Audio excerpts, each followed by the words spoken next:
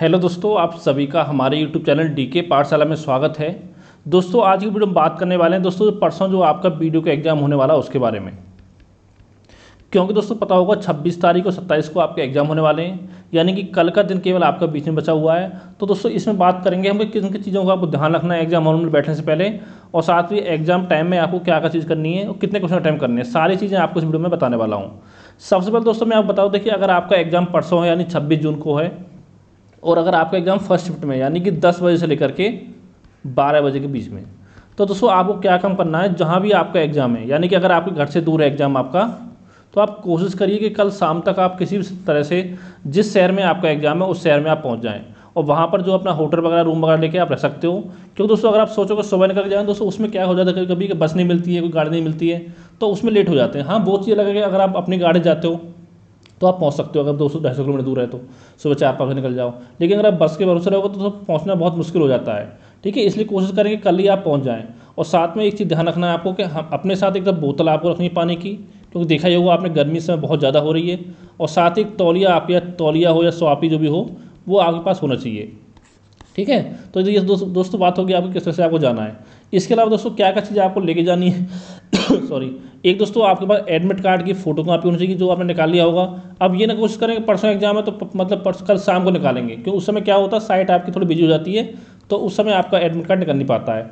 और जो इसका प्रिंटर निकलवाओ, कलर निकालना जरूरी नहीं है, क्योंकि दोस्तों कोई बच्चे क्या करते हैं कि मैं देखा है बहुत सारे बच्चों को कि एडमिट कार्ड जो कलर प्रिंट आउट निकालते हैं, उसमें दोस्तों 20-25 रुपये देने का कोई फ़ायदा नहीं है। नॉर्मल आपका ब्लैक एंड वाइट निकालिए, ठीक है, जहाँ से निकालते हो एडमिट कार्ड। और साथ में आपको एक काम करना है कि जो भी आपके पास आईडी प्रूफ है, यानी कि अगर आप पैन कार्ड लेके जाते हो तो पैन कार्ड की फोटोकॉपी, आधार कार्ड लेके जाते हो आधार कार्ड की फोटोकॉपी, यानी जो भी आपका आईडी प्रूफ है उसकी फोटोकॉपी साथ में एक जरूर लेके जाएं, और साथ में ओरिजिनल आपका आईडी प्रूफ होना चाहिए। ठीक है, और साथ में 2 फोटोग्राफ अपने लेके जाने हैं, आपको 2 फोटो। इतनी चीज़ दोस्तों आपकी हो गई, ये चीज़ आपको लेके जानी है। और साथ में ब्लैक पेन जरूर आपको लेके जाना है, और दोस्तों कोशिश करिए एक नहीं कम से कम 2 पेन लेके जाइए साथ में। ठीक है, एक तो दोस्तों होना चाहिए जिसकी आपकी निब जो होती है वो थोड़ी मोटी हो, तो जो गोला भरने में काम करे, और एक आपका जो रफ वर्क करो, आप क्वेश्चन सॉल्व करो, उसके लिए होना चाहिए, चाहे उसके लिए ब्लू हो ब्लैक हो कोई दिक्कत नहीं है।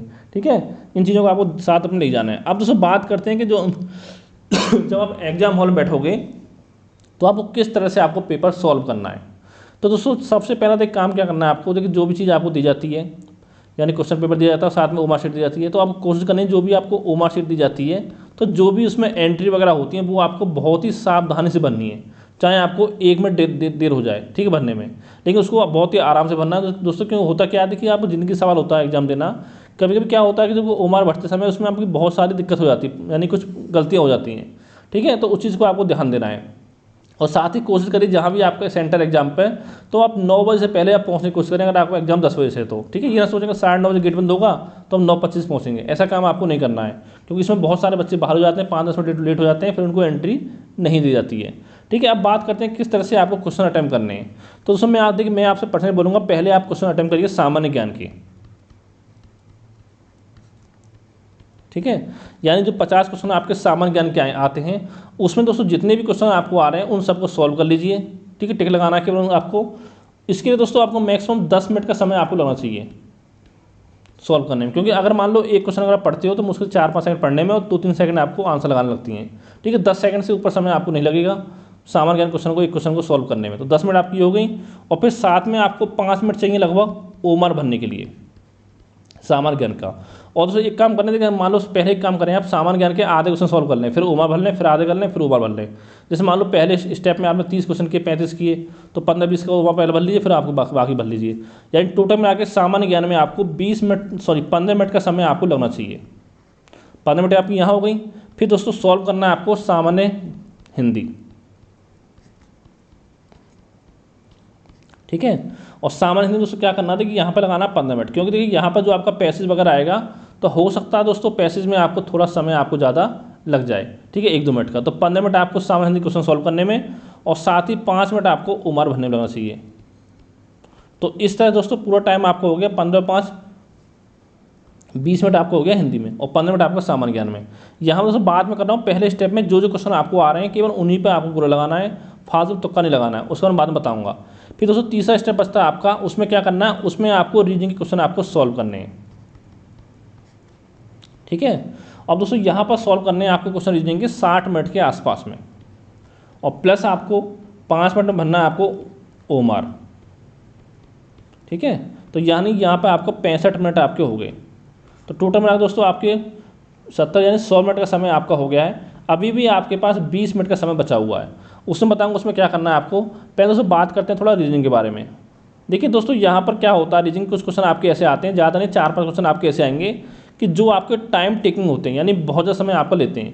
तो दोस्तों मैं आपसे कहना चाहूँगा, देखिए जो जिस भी क्वेश्चन पे आपको लग रहा हो कि जो आपका क्वेश्चन 1 मिनट से ज़्यादा समय में सॉल्व हो रहा है, तो उस क्वेश्चन को फिलहाल आप छोड़ दीजिए। जैसे मान लो आपको अगर कोई पहेली के क्वेश्चन आपका आता है पजल का, ठीक है, अगर आप पहले चेक कर लीजिए उस पर कितने क्वेश्चन हैं पजल पे। अगर पजल पे केवल आपका एक क्वेश्चन है तो हो सकता है 2 से 3 मिनट आपको लग जाए पजल सॉल्व करने में, तो उस क्वेश्चन को फिलहाल आप स्किप कर दीजिए, ठीक है। बाद में समय बचे तो बाद में उसको सॉल्व करना, चाहे किसी बेशक आपको क्वेश्चन आता हो, ठीक है। तो एक क्वेश्चन आपका ये होगा, अगर आपको लगे कि पजल में आपको 3 से 4 क्वेश्चन रखें तो आप इनको सॉल्व कर सकते हो, क्योंकि 3-4 मिनट फिर आपके 3-4 क्वेश्चन सॉल्व हो जाएंगे, ठीक है। इस तरह से आप कर सकते हो।